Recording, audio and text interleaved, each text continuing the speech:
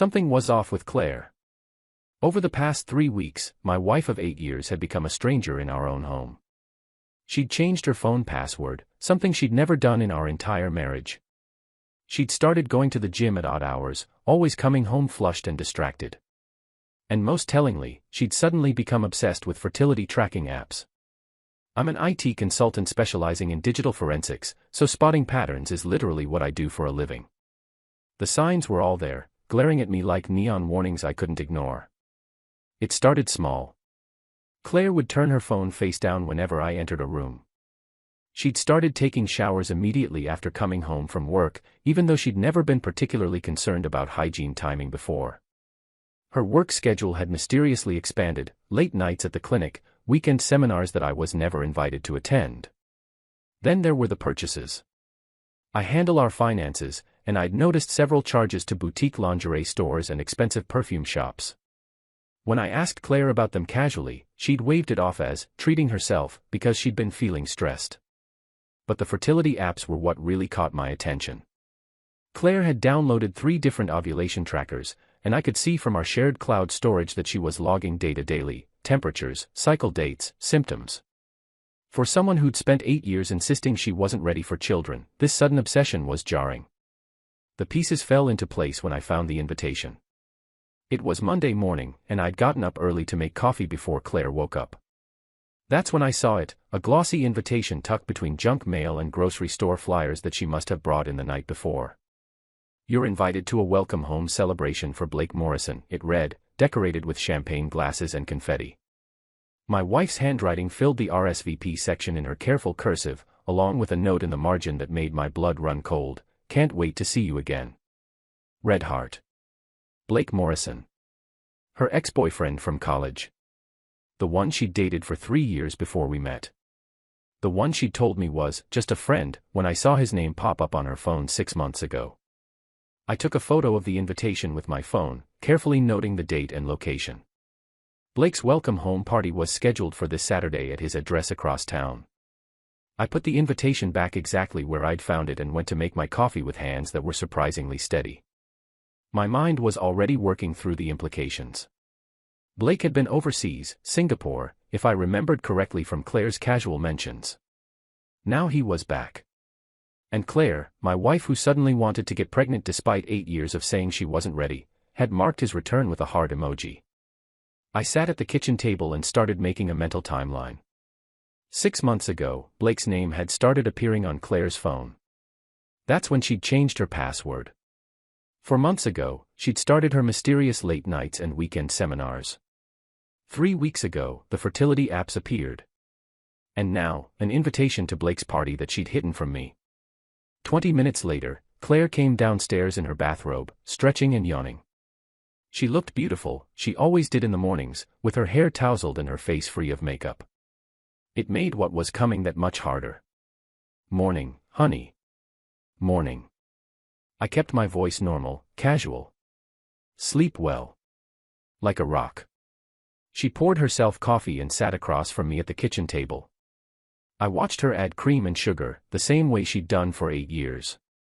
How many mornings had we sat like this, comfortable and domestic, while she was planning to betray me? "Hey, Nathan, I wanted to talk to you about something." Here it comes, I thought.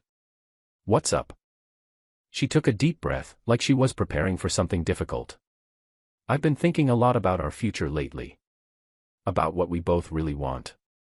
I set down my coffee cup and gave her my full attention, making sure my expression showed nothing but mild curiosity. Years of poker with college friends had taught me how to control my face. "I know we've always said we weren't ready for children," she continued, fidgeting with her wedding ring, a nervous tell I'd noticed over the years. "But I've changed my mind. I'm 32 now, Nathan. My fertility window is closing, and I think I'm ready to start trying for a baby." I let the silence stretch between us for a moment, watching her face. She wasn't meeting my eyes, another classic tell. Her gaze was fixed on her coffee cup, and she was biting her lower lip. "That's a big decision, Claire. When did you start thinking about this?" "Recently. The past few months, really. I've been talking to some of the doctors at the clinic, and they've been helping me understand my options." She worked at a fertility clinic as a nurse practitioner, which suddenly seemed incredibly convenient for someone planning to get pregnant. And you want to start trying right away? Yes. Now she looked at me, her blue eyes wide and earnest. It was the same look she'd given me when we first met, when she convinced me she was the one. I know it's sudden, but when something feels right, you just know. Don't you think? What I thought was that she was lying through her teeth. What I thought was that she'd been planning this for months. What I thought was that my wife of 8 years was trying to trick me into raising another man's child. But instead, I smiled and reached across the table to take her hand. You're right. When something feels right, you know. I squeezed her fingers gently. This is important, Claire. Let me think about it for a few days, okay? It's a big step. Relief flooded her face. Her shoulders relaxed, and she squeezed my hand back. Of course. Take all the time you need. I just wanted you to know how I was feeling. I appreciate you telling me. I brought her hand to my lips and kissed it, watching her eyes soften. We'll talk more about it soon. After she left for work, I sat in our empty house for exactly 5 minutes. Then I went into action. First, I called my office and told them I'd be working from home for the next few days. As a senior IT consultant, I had that flexibility. What I didn't tell them was that I'd be using that time to investigate my wife's infidelity. Then I made the calls that would change everything. Davidson, Patterson and Associates. This is Jennifer. Hi, Jennifer. My name is Nathan Cross. I need to schedule a consultation with Mr. Davidson. It's regarding a potential divorce. There was a professional pause on the other end. Jennifer had probably handled hundreds of these calls. Of course, Mr. Cross. How soon do you need to be seen? As soon as possible.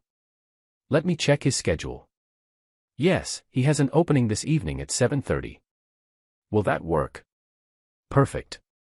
Can I ask what this is regarding? Mr. Davidson likes to prepare for consultations.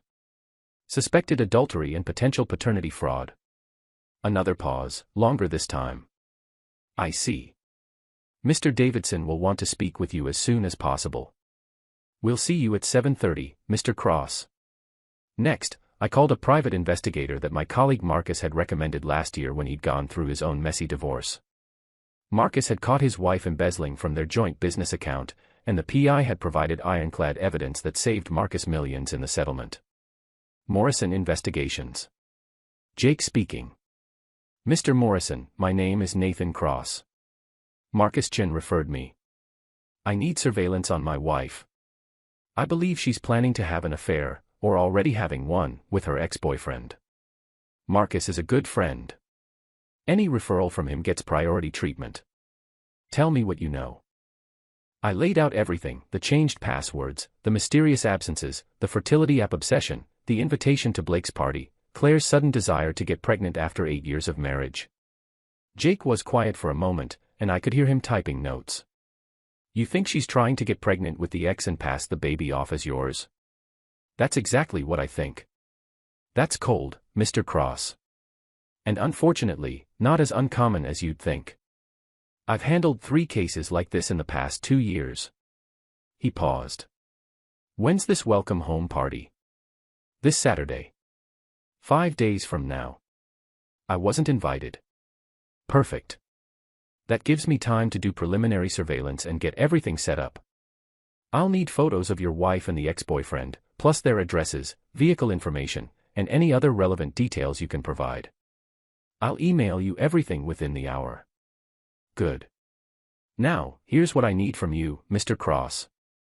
If I'm going to do this job right, you need to act completely normal around your wife. Can you do that? Can you look her in the eye every day, eat dinner with her, sleep next to her, all while knowing what she's planning? I thought about Claire's hand in mine that morning, the way she'd lied so smoothly to my face. I thought about 8 years of marriage, of trust, of building a life together. And I thought about her planning to destroy all of it for her ex-boyfriend. Yes, I said. I can do that. Most men can't.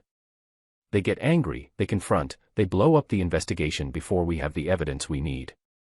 You seem different. I work in digital forensics. I know how to be patient. I know how to wait for the right moment. Jake chuckled. Then we're going to get along just fine, Mr. Cross. I'll start surveillance on your wife tomorrow. In the meantime, I need you to do something for me. What? I need you to document everything. Every time she comes home late, every mysterious phone call, every charge on your credit cards that seems suspicious. Dates, times, amounts, locations. Everything. Can you do that? Already started. Smart man. One more thing, do you have access to her computer or phone? We share a laptop. She has her own phone, but it's password protected now. That's new as of 6 months ago. Can you get into the laptop without her knowing? Yes. She leaves it logged in most of the time. Perfect. Check her email, social media, anything you can access legally. Forward me anything relevant, but don't delete anything on her end. We want her to think she's covering her tracks successfully. Understood. I'll be in touch, Mr. Cross. And try to get some sleep. I know that's easier said than done. After I hung up, I sat in my home office and created a new folder on my computer, Evidence, Claire. Then I started documenting everything I could remember from the past 6 months. Every late night at work. Every mysterious charge. Every time she'd been cagey about her phone. The list grew longer than I'd expected. That evening, I met with Robert Davidson at his downtown law office. The building was one of those renovated historic structures with exposed brick and modern furnishings, the kind of place that screamed expensive but competent legal representation. Robert Davidson himself was exactly what I'd hoped for, a silver-haired man in his 50s with sharp eyes that missed nothing and the kind of handshake that suggested he'd crushed many opponents over the years. Mr. Cross, he said, gesturing me into his office. Jennifer mentioned suspected adultery and paternity fraud. Tell me everything. I spent the next hour laying out the entire situation. Davidson took notes, asked pointed questions, and occasionally nodded in a way that suggested he'd seen this pattern before. Mr. Cross, he said when I finished. What you're describing is called paternity fraud. If your wife is planning to deceive you about the biological parentage of a child, that's grounds not just for divorce, but potentially for criminal charges in some jurisdictions. What do I need to prove it? Everything. Phone records, emails, text messages, witness statements, photographic evidence of the affair, financial records showing her spending patterns. The more documentation you have, the stronger your case. He leaned forward.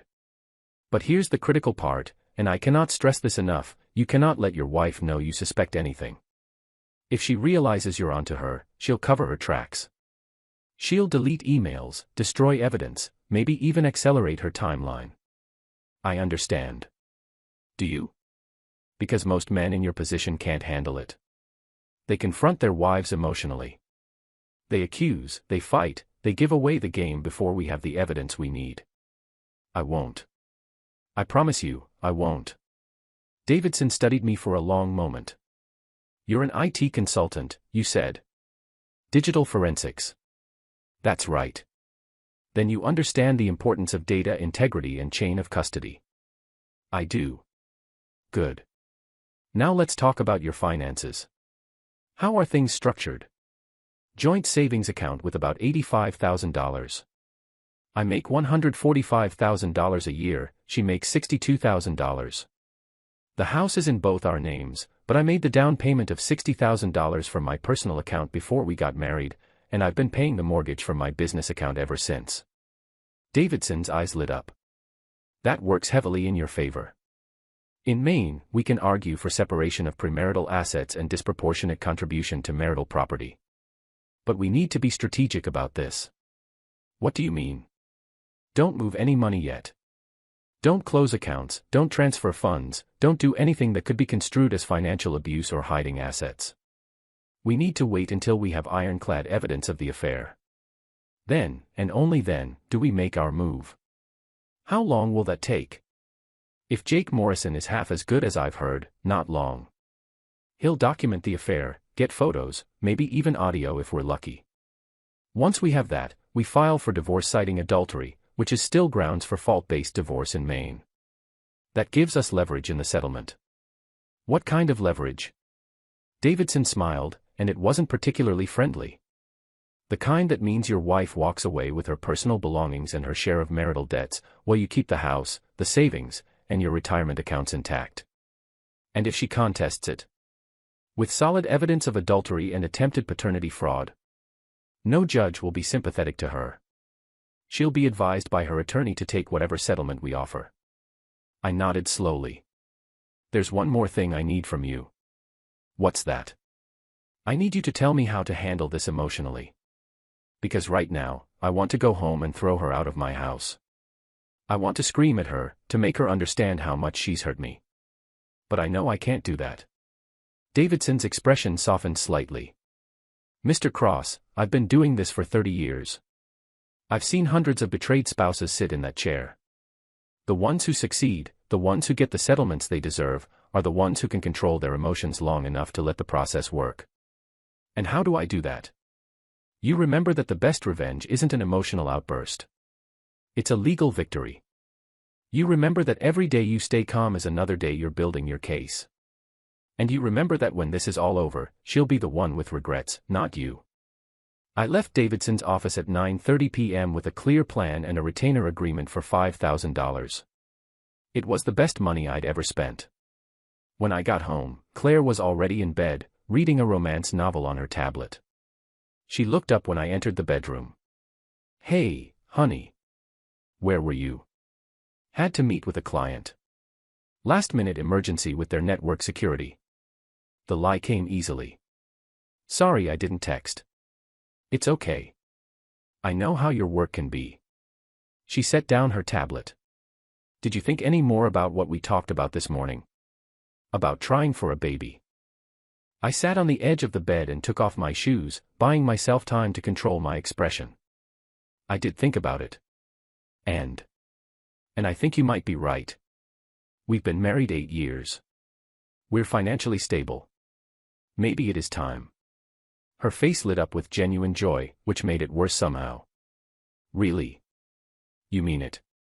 I mean it. But let's not rush into it. Let's make sure we're both ready, okay? Maybe start trying in a few weeks. A few weeks. But Nathan, my fertile window.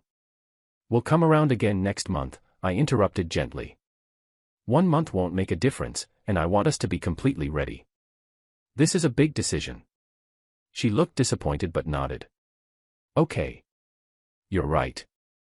1 month to make sure we're both really ready. I kissed her forehead, tasting betrayal and lies. Exactly. That night, while Claire slept beside me, I lay awake staring at the ceiling. I kept thinking about all the mornings we'd woken up together, all the dinners we'd shared, all the plans we'd made for our future. Had any of it been real? Or had I been her backup plan all along? Around 2 a.m., I got up quietly and went to the living room. I pulled out my laptop and checked our shared cloud storage. Claire's fertility apps were all there, synced automatically. I downloaded all the data and saved it to my encrypted personal drive. Then I opened the browser history. Claire had been careless. She'd searched for, how soon can pregnancy be detected, and, early pregnancy symptoms, multiple times over the past week. She'd also visited websites about paternity testing and how to ensure a specific conception date matched a desired outcome.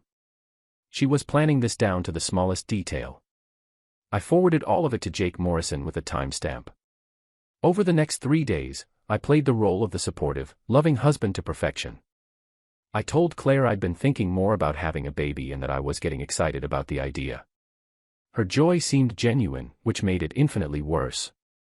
She started taking prenatal vitamins openly now, making a show of it at breakfast. She cut out coffee and wine. She downloaded even more pregnancy and parenting apps. And she started talking about Blake. It happened on Wednesday night over dinner. We were eating the pasta primavera she'd made, one of my favorites, when she brought him up casually. You know, I ran into an old friend from college at the store today, she said, twirling pasta on her fork. Oh yeah. Who? Blake Morrison. Remember, I mentioned him a few times. He was a good friend back in school. A good friend. Not my ex-boyfriend of 3 years. Interesting. Name sounds familiar, I said neutrally. He's been working overseas in Singapore for the past 3 years, but he's back now. Actually, he's having a welcome home party this Saturday. She took a sip of water, not meeting my eyes. Would you mind if I went? Just for a few hours. It would be nice to catch up with some old college friends. The lie was so smooth, so practiced. She'd been preparing this conversation. Of course not, I said, smiling at her. You should go have fun. Will I know anyone there? I don't think so. It's mostly people from our old study group and some of Blake's work friends. Well, you should definitely go then. You don't get out enough. She reached across the table and squeezed my hand. You're the best, Nathan. I'm so lucky to have you. I squeezed back, looking into her lying eyes. I'm the lucky one. That night, while Claire was in the shower, I checked our shared laptop again. She'd left her email open, a mistake born of confidence. She thought she was winning. The messages between her and Blake went back 6 months, just as I'd suspected. Hundreds of emails, increasingly intimate, planning their reunion in explicit detail. I scrolled through them, my stomach turning with each new message. They talked about their college relationship, about how they'd never really gotten over each other, about their chemistry that had never died. And then I found the one that confirmed everything. From Claire Cross. To Blake Morrison. Subject, the plan. Date, 2 weeks ago. Blake. I talked to Dr. Sharma today, she's the fertility specialist I mentioned at work. She confirmed that my best chance of conceiving is during my fertile window next month, specifically, the week after your party. Perfect timing, right? I brought up the baby conversation with Nathan this morning, just like we planned. He suspects absolutely nothing. He's so trusting, it's almost sad. But that's what makes him perfect for this, he'll never question it. He'll be thrilled to be a father. I know this seems crazy to anyone outside of us, but I've never stopped loving you. These past 6 months of reconnecting have made me realize what a mistake I made marrying Nathan. He's stable and safe, but you're my soulmate, Blake.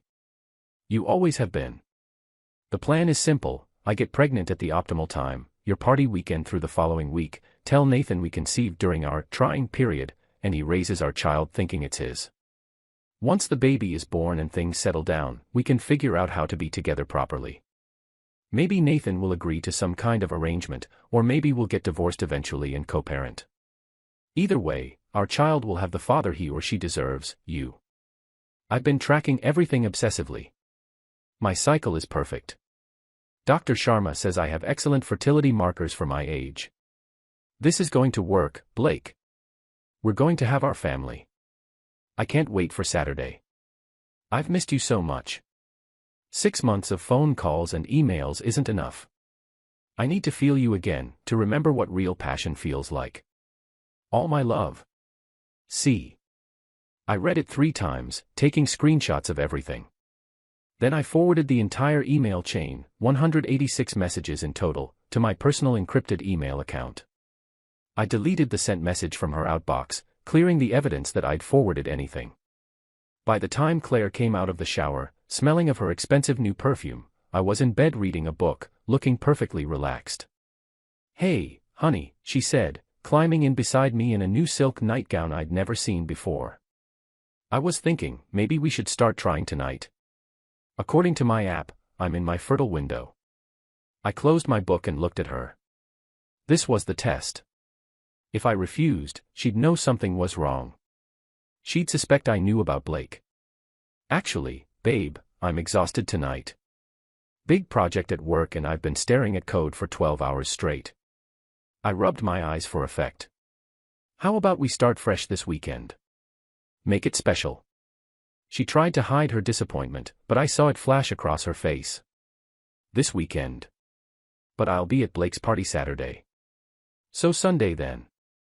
We'll have the whole day to ourselves. I'll make us brunch, we can relax, really take our time. I pulled her close, kissing her forehead. Making a baby should be special, don't you think? Not just a scheduled transaction. She relaxed against me. You're right. Sunday sounds perfect. And it'll still be in my window. Perfect, I echoed, holding my lying wife and counting the hours until I could be free of her. She fell asleep quickly, her breathing evening out into soft snores. But I lay awake for hours, staring at the ceiling and processing everything. My wife of 8 years had been systematically planning to trick me into raising another man's child. She'd been having an emotional affair for 6 months. She'd coordinated with her ex-boyfriend to time conception. She'd recruited her coworker, Dr. Sharma, to help with the medical side. And she'd done it all while looking me in the eye every morning, kissing me goodbye, telling me she loved me. The next morning, Thursday, Jake Morrison called while I was in my home office and Claire was at work. "I've got preliminary surveillance set up," he said without preamble. "Your wife left for work at 7:45 a.m. like clockwork. But here's the interesting part, she didn't go straight to the clinic." My pulse quickened. Where did she go? She stopped at a coffee shop on 10th Street. Met with a man matching Blake Morrison's description. They sat in a back corner booth for 45 minutes. Very cozy. Lots of hand-holding across the table. She left at 9:10 a.m. and went to work. He left 5 minutes later. Did you get photos? Dozens. Time-stamped, geotagged, the whole package. These will hold up in court if it comes to that. What about tomorrow? I'll continue surveillance. Friday is usually when things get interesting. People think it's close enough to the weekend that they can sneak around without being noticed. If she has another meet-up with lover boy, I'll document it. And Saturday? The party. Saturday is the main event. I'll be set up across from Blake Morrison's house by 5 p.m. I've already scouted the location. It's a single-family home in a quiet neighborhood. Perfect sight lines for observation. I'll document every guest who arrives and leaves, with special attention to your wife. I need timestamps for everything. You'll get them. Every photo will be stamped with date, time, location, and GPS coordinates. If she stays after the party ends, you'll know exactly how long and where the lights were on in the house. Thank you, Jake. Don't thank me yet. Thank me when this is over and you're free of her. Friday came, and Claire was practically vibrating with excitement. She came home from work early, claiming she wanted to relax before a busy weekend. She spent 2 hours in the bathroom doing her hair and nails, humming to herself. Big plans this weekend? I asked casually from the bedroom doorway. She jumped slightly, caught off guard. Just the party tomorrow. And then Sunday with you, of course. She smiled at me in the bathroom mirror. I'm really excited about us starting to try for a baby, Nathan. I think we're going to make beautiful children together. I think so too, I lied. That evening, Jake sent me another batch of photos. Claire had met Blake again, this time at a park near her clinic. They'd walked together for an hour, his arm around her waist. In one photo, they were kissing, not a friendly peck, but a deep, passionate kiss that left no doubt about their relationship. I saved the photos to my encrypted folder and went to make dinner. Saturday arrived with bright sunshine and clear skies, perfect weather for a party. Claire spent most of the day getting ready, trying on different outfits and asking my opinion. How about this one, she asked, modeling a red cocktail dress that hugged her curves. Beautiful, I said honestly. Or this one.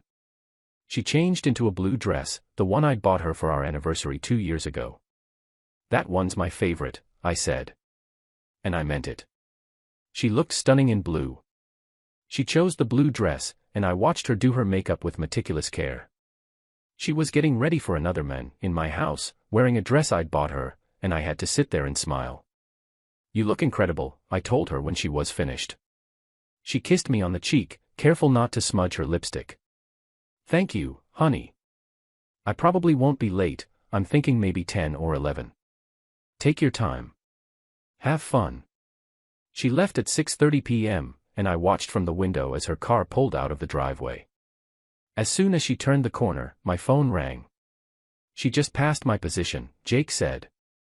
I'm following at a discreet distance. I'll call you with updates. I spent the evening organizing all the evidence I'd collected. Every email, every photo from Jake, every credit card charge, every piece of data from Claire's fertility apps. I created a timeline, cross-referencing everything. The case against my wife was airtight. Jake called at 7:15 p.m. She just arrived at Morrison's house. There are about 20 other cars here already, looks like a legitimate party.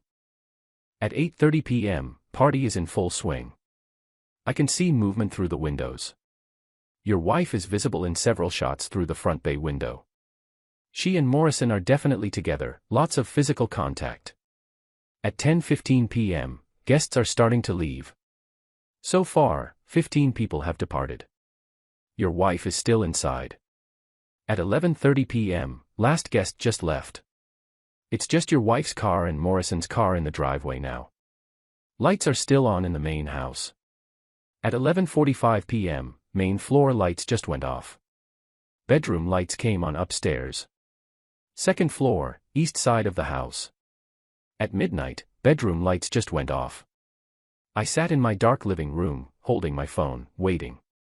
At 12:30 a.m., bedroom lights back on briefly, then off again. At 1 a.m., no movement. All lights still off. At 2 a.m., your wife's car just started. She's leaving now. Stay there. Document her departure time exactly. Already done. Departure time, 2:02 a.m. 7 hours and 32 minutes after arrival. Claire finally came home at 2:15 a.m. I heard her car pull into the driveway, heard her fumble with her keys at the front door. She was trying to be quiet, tiptoeing through the house in her heels. I was waiting in the living room with all the lights off. Nathan, she whispered, trying to move quietly toward the stairs. Are you awake? I flicked on the lamp beside me. She jumped, pressing her hand to her chest. Oh my God, you scared me. What are you doing sitting in the dark? I just looked at her. Really looked at her. Her blue dress was wrinkled. Her carefully applied makeup was smudged. Her hair, which had been perfect when she left, was disheveled. There was a mark on her neck that could only be one thing. Couldn't sleep, I said calmly. How was the party? It was fun. Just ran later than I expected. She laughed nervously. You know how it is when you haven't seen people in a while, time just flies. Time flies, I repeated. What time did the party end, Claire? Oh, I don't know. Maybe 1:30. People were just hanging around talking, you know how it is. I do know how it is. I stood up slowly. The party ended at 10:30, Claire. The last guest left at 11:30. Where were you for the last 2.5 hours? Her face went pale. All the blood drained from her cheeks, and her hand went to her throat. What are you talking about? I pulled out my phone and showed her the first photo, time-stamped, geotagged, crystal clear. Claire and Blake kissing in his driveway as the last guest drove away. This is what I'm talking about. She stared at the photo, her mouth opening and closing silently. You had me followed. Answer the question, Claire. Where were you from 11:30 p.m. until 2 a.m.? We were just talking. Catching up. Is that a crime? I scrolled to the next photo. For 2.5 hours. In his bedroom. With the lights off. You had no right to spy on me. I had every right to protect myself from being defrauded. I kept my voice level, controlled. That's what this is, isn't it, Claire? Fraud. I don't know what you're talking about. But her voice was shaking now. I pulled up the emails on my laptop and turned the screen toward her. These say otherwise. She picked up the laptop with trembling hands and started reading. I watched the color drain from her face as she scrolled through her own words, her own plans, laid out in black and white. I've never stopped loving you. Nathan suspects absolutely nothing. He'll raise our child thinking it's his. She looked up at me, and for the first time in our 8-year marriage, I saw actual fear in her eyes. Where did you get these? Our shared laptop. You left your email open. Sloppy, Claire. You're usually so much more careful. The laptop slipped from her hands and clattered on the coffee table. Nathan, let me explain. Explain what? How you've been planning for 6 months to trick me into raising Blake's child. How you were going to lie about the conception date. How you recruited your coworker to help you commit paternity fraud. It's not like that. Then what is it like? Please, enlighten me. Because from where I'm standing, it looks like you've been systematically betraying me while I trusted you completely. She sank onto the couch, and the tears started. Big, dramatic tears that would have moved me a week ago. Now they just looked like manipulation. I never meant to hurt you, she sobbed. You meant to trick me into raising another man's child. That's not hurting me. What would you call it? I thought you'd be happy once the baby was here. You're good with kids, Nathan. You would have loved being a father. The casual cruelty of it took my breath away. To Blake's child. You wanted me to raise Blake's child while you continued your affair with him. We're not having an affair. I showed her another photo on my phone, the kiss at the park. Then another, them at the coffee shop. Then another, her going into Blake's bedroom window at 11:45 p.m. These suggest otherwise. She started crying harder, her mascara running down her face in black streaks. You don't understand. Blake and I, we have history. We never really got over each other. Then why did you marry me? The question hung in the air between us. She looked at me, and I saw the truth in her eyes before she even spoke. Because you were safe, she whispered. You were stable. You had a good job. You were ready to settle down, and Blake wasn't ready for commitment yet. There it was. The truth I'd suspected but hadn't wanted to believe. So I was your backup plan. No. I mean, I did love you, Nathan. I do love you. But Blake he's different. He's my soulmate. Your soulmate. I nodded slowly. And where does that leave me in your grand plan? Raising your soulmate's children while you figure out how to be with him. I thought we could make it work. I thought. Get out. She looked up at me, her eyes wide. What? Get out of my house. Now. This is my house too. Actually, it's not. I kept my voice level, controlled. I made the $60,000 down payment from my personal account before we got married. I've been paying the $2,400 monthly mortgage from my business account for 8 years. My attorney assures me that gives me certain rights regarding occupancy. Your attorney? Her voice rose to a shriek. You've already talked to a lawyer? I've done more than talk to one. I've retained him. He's prepared divorce papers citing adultery and attempted fraud. You'll be served officially on Monday. She stood up, swaying slightly. You can't do this. I can, and I am. You have 15 minutes to pack a bag and leave, or I call the police and show them evidence of trespassing and conspiracy to commit fraud. You're insane. I'm protecting myself. There's a difference. 15 minutes, Claire. Starting now. She stared at me like she was seeing me for the first time. In 8 years of marriage, I'd never raised my voice to her, never put my foot down, never refused her anything. She'd mistaken kindness for weakness. Who are you? She whispered. I'm someone who's done being your backup plan. 14 minutes now. She ran upstairs, and I could hear her frantically pulling things out of drawers and closets. 12 minutes later, she came back down with a hastily packed suitcase and her purse. Where am I supposed to go? Blake has a nice place, from what I hear. I'm sure your soulmate will be happy to take care of you now that his plan worked. Her face crumpled. What plan? You think you're the only one who can investigate people, Claire?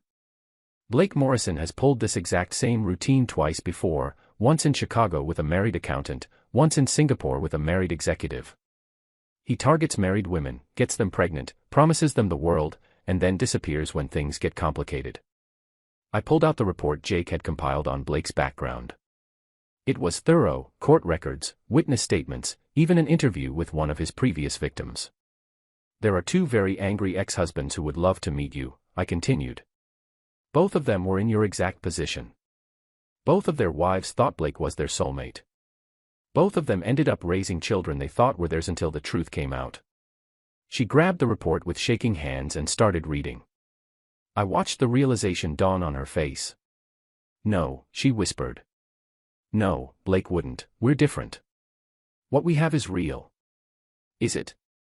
Why don't you call him and find out? Oh wait, he's probably asleep. You know, after your 7.5 hour conversation. She stood there in our living room, suitcase in hand, looking lost and broken. Part of me, a small part that remembered the woman I'd fallen in love with 8 years ago, wanted to comfort her. But that woman was gone. Maybe she'd never really existed. The locks will be changed by tomorrow afternoon, I said. Don't bother coming back. My attorney will contact you Monday morning regarding the divorce proceedings. And Claire. She looked at me with red, swollen eyes. If you're pregnant, if by some chance tonight was the night, we're doing a paternity test the moment that baby is born. If it's not mine, I'm pressing charges for attempted fraud. Maine takes paternity fraud very seriously. You could face up to 5 years in prison. Her hand went to her stomach instinctively. You wouldn't. Try me. You have no idea what I'm capable of when someone tries to destroy my life. She left finally, the door closing behind her with a soft click that sounded like the end of everything. I stood in my empty house for a long time, feeling nothing. No anger, no sadness, no relief. Just a vast emptiness where my marriage used to be. Then I poured myself a whiskey, expensive single malt that Claire had always said was a waste of money, and called Robert Davidson. It was nearly 3 a.m., but he told me to call anytime if there were developments. It's done, I told him when he answered. She confessed to everything. I have her on recording. Recording. His voice was alert despite the hour. I set my phone to record the whole conversation before she came home. It's admissible in Maine as long as one party consents, and I consented. Davidson actually laughed. Mr. Cross, you're going to make this divorce very easy for me. Get some sleep if you can. We'll start the paperwork Monday morning. I hung up and sat in my quiet house, sipping whiskey and thinking about the life I'd thought I had versus the reality I'd discovered. My phone buzzed with a text from Jake Morrison, "Everything okay?" I typed back, "Better than okay. Thank you for everything. Happy to help. You're one of the good ones, Mr. Cross. You deserved better than her." I went to bed in the guest room. I couldn't sleep in the bed I'd shared with Claire. Not yet. Maybe not ever. The next morning, Sunday, I woke up to 17 missed calls and 32 text messages from Claire. "Please, Nathan, let me come home. I made a mistake. We can work this out. I love you. Blake isn't answering his phone. I have nowhere to go. Please." I blocked her number and went to make coffee. At 9 a.m., a locksmith arrived to change all the locks.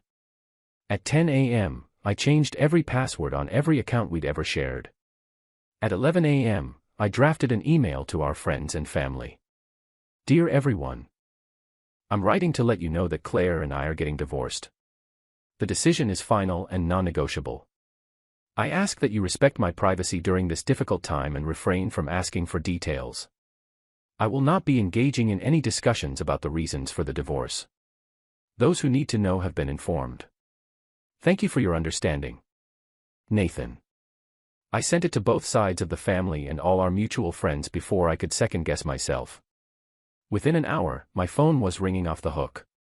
I ignored all the calls except one, my sister, Kelly. "Nathan. What the hell is going on? Claire had an affair.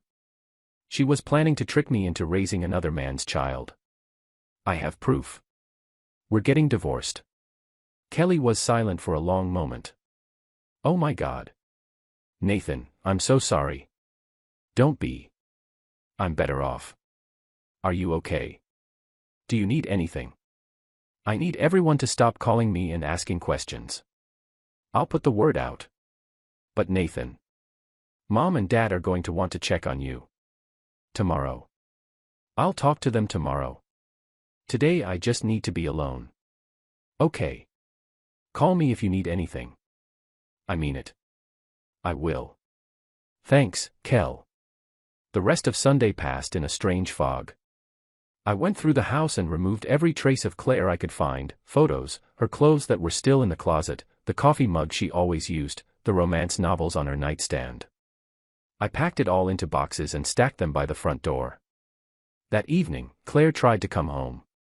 I watched through the security camera as she pulled into the driveway and tried her key in the new lock. When it didn't work, she rang the doorbell repeatedly. I didn't answer. She stood on the porch for 20 minutes, crying and calling my name. Then she got back in her car and drove away. My phone buzzed with a new text from an unknown number. Please, Nathan. I have nowhere to go. Blake won't answer his phone. Please. I typed back from my phone, this is my attorney, Robert Davidson. All communication with Nathan Cross must go through me. Do not contact him again, or we will pursue a restraining order. My office will contact you Monday morning regarding divorce proceedings.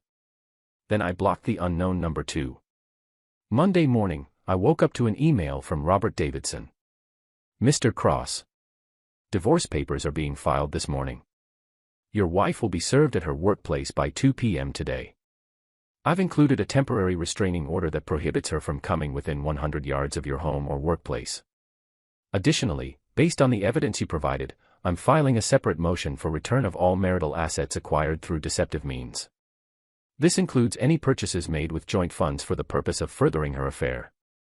We'll pursue the house, the savings, and 100% of your retirement accounts. She can keep her personal vehicle and belongings. I'll be in touch. RD. At 2:15 p.m., Jake Morrison sent me a photo. Claire being served divorce papers at the entrance to her clinic, a sheriff's deputy standing beside her. Her face was white, her hand pressed to her mouth. Final delivery, Jake texted. Good luck, Mr. Cross. You're doing the right thing. The next few weeks were a blur of legal proceedings. Claire tried to fight the divorce at first, hiring an attorney on a credit card she'd secretly opened, another piece of debt I hadn't known about. Her attorney, a young woman named Patricia Mills, tried to paint me as controlling and emotionally abusive. She claimed I'd isolated Claire from her friends, monitored her movements, and reacted violently when she tried to assert independence. Robert Davidson buried them in evidence. The emails between Claire and Blake, time-stamped and authenticated. The photos from Jake Morrison's surveillance, GPS-tagged and legally obtained. The credit card statements showing Claire's secret spending on hotels, restaurants, and gifts for Blake. The fertility app data showing her calculated planning. And most damning of all, the recording of Claire's confession. Because you were safe. You were stable. You had a good job. You were ready to settle down, and Blake wasn't ready for commitment yet. Her own words, in her own voice, admitting I'd been her backup plan. Patricia Mills advised Claire to accept whatever settlement we offered. 3 weeks into the proceedings, I got an email from Claire's personal account. It had been forwarded through Robert Davidson, who'd screened it for legal issues. Nathan. I know I have no right to ask anything from you, but I'm begging you to reconsider. Blake is gone. He moved to California without telling me. He won't answer my calls or texts. I lost my job. Dr. Sharma was fired for her involvement in our plan, and the clinic let me go for the same reason. I can't find work anywhere, word has gotten around about what happened. I'm staying at a motel and I can't afford it much longer. I have no money, no job, and nowhere to go. Please, Nathan. I made a mistake. I'm sorry. Can we please try to work this out? I love you. I've always loved you. Claire. I read it twice and then deleted it. Blake had done exactly what Jake's background check said he would, disappeared the moment things got complicated. Claire had thrown away 8 years of marriage, a stable life, and a husband who loved her for a fantasy that had evaporated the second it became real. I felt nothing. 6 months after I'd thrown Claire out of my house, the divorce was finalized. I got the house, the savings account, and 100% of my retirement funds. Claire got her personal vehicle, a 2019 Honda Civic with $8,000 still owed on it, her personal belongings, and $23,000 in credit card debt I hadn't known existed. The judge, a stern woman in her 60s named Margaret Chen, had not been sympathetic to Claire's case. Mrs. Cross, she'd said at the final hearing, you systematically deceived your husband with the intent to commit paternity fraud. The evidence presented to this court is some of the most calculated and cold-blooded behavior I've seen in 30 years on the bench. You're fortunate that Mr. Cross chose not to pursue criminal charges. Claire had tried to speak, but Judge Chen cut her off. The settlement stands as proposed. Mr. Cross retains all premarital and individually maintained assets. You will be responsible for all debts incurred in furtherance of your extramarital affair. This court is adjourned. That night, I went to Murphy's bar with Marcus, the colleague who'd referred me to Jake Morrison months ago. How does it feel? Marcus asked, raising his beer in a toast. Lighter, I said honestly. Like someone took a weight off my chest that I didn't even know I was carrying. That's divorce for you when you're divorcing the right person. My ex did a number on me too, but I'm better off now. You will be too. He was right. Over the next few months, I threw myself into living again. I signed up for the woodworking class I'd been interested in for years but never had time for. I booked a trip to Ireland I'd always wanted to take. I reconnected with friends I'd lost touch with during my marriage. And slowly, I started to feel like myself again. 1 year after my divorce, my friend Sarah invited me to a dinner party. I almost said no. I'd been saying no to social invitations for months, but something made me accept. That's where I met Rachel. She was a high school English teacher with intelligent brown eyes, and quick laugh, and an honesty that was refreshing after years of Claire's lies. We ended up talking for 3 hours straight, long after the other guests had gone home. We talked about books, travel, our careers, our families. We didn't talk about my divorce. When the party ended, she gave me her number. Call me if you want to grab coffee sometime, she said. I called her the next day. Our first date was coffee at a small cafe downtown. It turned into lunch. Lunch turned into a walk through the park. The walk turned into dinner. By the time we said goodnight, it was nearly midnight. I had a really great time, Rachel said at her car. Me too. Can I see you again? I'd like that. We took things slow. After Claire's betrayal, I needed to build trust gradually. Rachel understood without me having to explain. On our third date, over Italian food at a quiet restaurant, she told me she'd been engaged once before. He cheated on me 2 weeks before the wedding, she said, not meeting my eyes. I found out because one of the bridesmaids saw them together and told me. I'm sorry. Don't be. It hurt at the time, but looking back, he did me a favor. I would have married someone who didn't really love me. She looked up at me.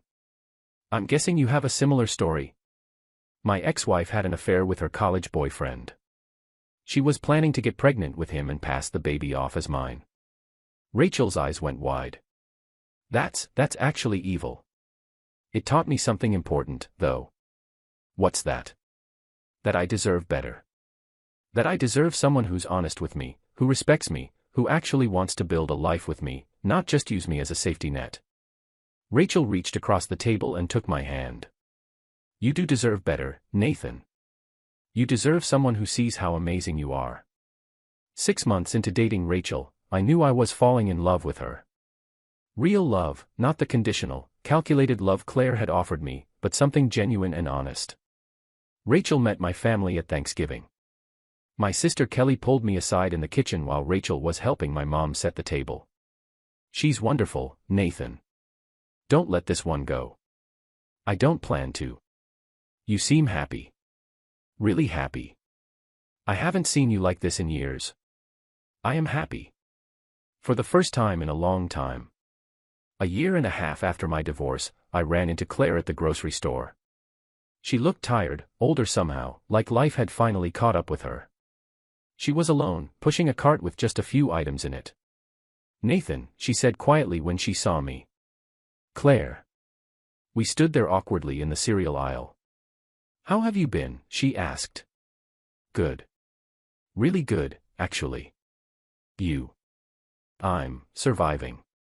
She gestured vaguely at nothing in particular. I got a new job.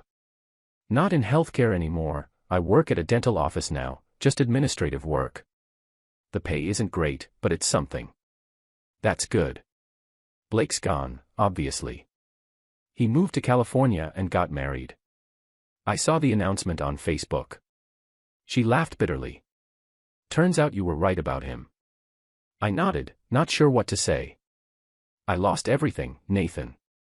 My career, my reputation, my friends. Everyone knows what I did. I can't go anywhere in this town without people whispering about me. I'm sorry to hear that. Are you? Really? Her eyes searched mine. After everything I did to you, you're sorry for me? I'm sorry you had to learn the hard way. But I'm not sorry I protected myself. She nodded slowly. I don't blame you. What I did was unforgivable. I see that now. I've been in therapy for over a year, trying to understand why I sabotaged the best thing in my life. And did you figure it out? My therapist says I have abandonment issues from my father leaving when I was young. I spent my whole adult life trying to fill that void with male attention. Blake represented the fantasy of the father who chose me, who came back for me. You represented security, but I confused security with being trapped. That doesn't excuse what you did. I know. Nothing excuses it. I destroyed our marriage, I destroyed my career, I destroyed my life, all chasing a fantasy. She wiped at her eyes. I wanted to say I'm sorry. I know it doesn't change anything, but I needed you to know that I understand now what I threw away. Thank you for saying that. I heard through mutual friends that you're seeing someone. I'm happy for you, Nathan. Truly. You deserved better than what I gave you, and I hope you found it. Just then, Rachel came around the corner with coffee creamer in her hand. She saw me and smiled, then noticed Claire and her expression became more cautious. Hey, everything okay? Rachel asked. Everything's fine. Rachel, this is Claire. Claire, this is Rachel. The two women looked at each other, and I could see Claire taking in everything about Rachel, the way she stood close to me, the way she'd instinctively reached for my hand, the easy intimacy between us. It's nice to meet you, Rachel said politely. You too, Claire said quietly. She looked at me one more time. Take care of yourself, Nathan. You too, Claire. I watched her walk away, pushing her cart slowly through the store. Rachel squeezed my hand. That was her, wasn't it? Your ex-wife. Yeah. How do you feel? I thought about it for a moment. Nothing. I feel nothing. No anger, no sadness, no regret. She's just someone I used to know. Rachel smiled. That's healthy. Is it weird that I almost felt sorry for her? No. It means you've healed. You can see her as a person who made terrible choices and has to live with the consequences, instead of someone who has power over your emotions. I pulled Rachel close and kissed her forehead. Have I mentioned lately that you're incredibly wise? Not in the last hour. I was starting to worry. 2 years after my divorce, I proposed to Rachel. We were back at the park where we'd had our first date. I'd planned an elaborate picnic with all her favorite foods. When the sun started to set, painting the sky in shades of orange and pink, I got down on one knee. Rachel, before I met you, I thought I knew what love was. But you've shown me what it really means to love someone, honestly, deeply, without games or manipulation. You've shown me that I deserve to be chosen every single day, not just kept as a backup plan. She was crying now, happy tears streaming down her face. I want to spend the rest of my life choosing you, every single day. Will you marry me? Yes. She didn't even let me finish the question. Yes, yes, 1,000 times yes. I slid the ring onto her finger, a simple diamond solitaire that I'd chosen because it reminded me of her, elegant, honest, real. We got married 6 months later in a small ceremony with close friends and family. No drama, no secrets, no games, just two people who genuinely loved each other, promising to build a life together based on honesty and respect. My sister Kelly was my best man. She'd always hated the term best woman. Rachel's best friend Monica was her maid of honor. My parents cried during the vows. Rachel's mom gave a toast that had everyone laughing and crying at the same time. It was perfect. On our wedding night, as we sat on the balcony of our hotel room watching the stars, Rachel turned to me. Happy. I thought about everything I'd been through, Claire's betrayal, the divorce, the pain of having to rebuild my entire life. And then I thought about where I was now, married to a woman who loved me honestly, surrounded by people who supported me, free from the weight of deception and lies. Incredibly happy, I said, and I meant it with every fiber of my being. Good. Because you deserve it, Nathan Cross. So do you, Rachel Cross. She smiled at the sound of her new name. I like the sound of that. Me too. 3 years after my divorce from Claire, I got an email. It came through a new address I didn't recognize, and the subject line read simply, "I'm sorry." I almost deleted it without reading, but something made me open it. Nathan. I know I have no right to contact you, and you probably won't even read this, but I needed to say this one more time, I'm sorry. I've spent the last 3 years in therapy, trying to understand why I did what I did. My therapist says I have abandonment issues from my childhood, and I've spent my whole adult life trying to fill that void with male attention and validation. Blake represented the fantasy of being chosen, of being someone's first priority. You represented security, and somewhere in my broken thinking, I convinced myself that security wasn't enough. I was wrong about everything. Blake disappeared after a month, just like you said he would. I lost my career at the fertility clinic. Dr. Sharma was fired and had her medical license suspended for a year. I lost most of my friends. I had to move to a different town because everyone knew what I'd done. I'm doing better now. I'm working as a receptionist at a dental office. It doesn't pay much, but it's honest work. I'm still in therapy. I'm learning to be alone without feeling abandoned. I'm learning that stability isn't boring, it's valuable and rare. I heard through mutual friends that you got remarried. I'm genuinely happy for you, Nathan. You deserved better than what I gave you, and I hope you found it. I don't expect you to respond to this. I don't expect forgiveness. I just wanted you to know that I understand now what I threw away, and I'll spend the rest of my life regretting it. I hope you're happy. I hope you have the family you always wanted. I hope your wife treats you the way I should have, with honesty, respect, and genuine love. Take care of yourself. Claire. I read the email twice, then showed it to Rachel. How do you feel? She asked. I feel nothing, really. Maybe a little sad for her, but mostly nothing. Do you want to respond? I thought about it for a long moment. Part of me wanted to tell Claire that I was happy, that I'd built a wonderful life without her, that her betrayal had ultimately been the best thing that could have happened to me. But another part of me knew that responding would give her access to my life again, even in a small way. And I didn't want that. No, I said finally. I don't want to respond. She made her choices, and she has to live with the consequences. I've moved on. Rachel kissed me. That's very mature of you. Or maybe I just don't care enough to respond. That too. I deleted the email and closed my laptop. That evening, Rachel and I were cooking dinner together in our new house, a beautiful 3-bedroom we bought 6 months ago.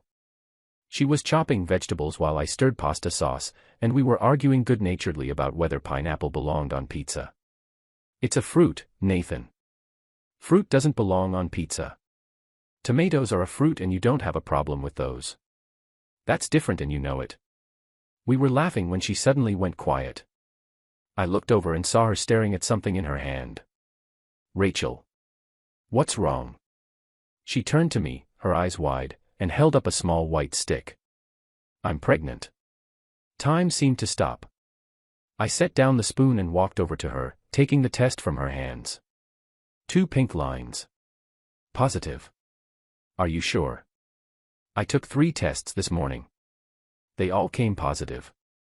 I looked at my wife, my honest, loving, genuine wife, and felt emotion well up in my chest. We're having a baby. We're having a baby. I pulled her into my arms and held her tight, feeling tears stream down my face. Happy tears. Grateful tears. This was what I'd always wanted. A family built on love and honesty. A child conceived in trust, not deception. A life with someone who chose me every day, not someone who saw me as a backup plan. I love you so much, I whispered into her hair. I love you too. 9 months later, our daughter was born. We named her Hope, because she represented everything good that had come after the darkness, hope for the future, hope for love, hope for second chances. Holding her in my arms for the first time, looking at Rachel's exhausted, beautiful face, I thought about how different my life could have been. If I hadn't found that invitation. If I hadn't hired Jake Morrison. If I hadn't had the courage to end my marriage to Claire. I would have been raising another man's child, living a lie, married to someone who saw me as nothing more than a safety net. Instead, I was here. With my wife. With my daughter. With my real family. What are you thinking about? Rachel asked softly. How grateful I am. For all of it, even the hard parts. Because they led me here. She reached for my hand. Me too. Sometimes the worst thing that happens to you turns out to be the best thing that could have happened. Claire's betrayal destroyed my marriage, but it also freed me to find real love. It taught me my worth. It showed me that I deserved honesty, respect, and genuine affection, not manipulation and lies. 5 years after my divorce, I was truly, deeply happy. I had a wife who loved me honestly. A daughter who was my whole world. A career I enjoyed. Friends who supported me. A life built on truth instead of deception. I never heard from Claire again. Sometimes I wondered what happened to her, but mostly I didn't think about her at all. She was part of my past, a painful lesson learned and left behind. My future was with Rachel and Hope, and it was brighter than I ever could have imagined. I'd been given a second chance at love, and this time, I'd chosen wisely. This time, I'd chosen someone who chose me back, every single day, without hesitation or hidden agendas. And I've never looked back. Not once. Not ever. The end.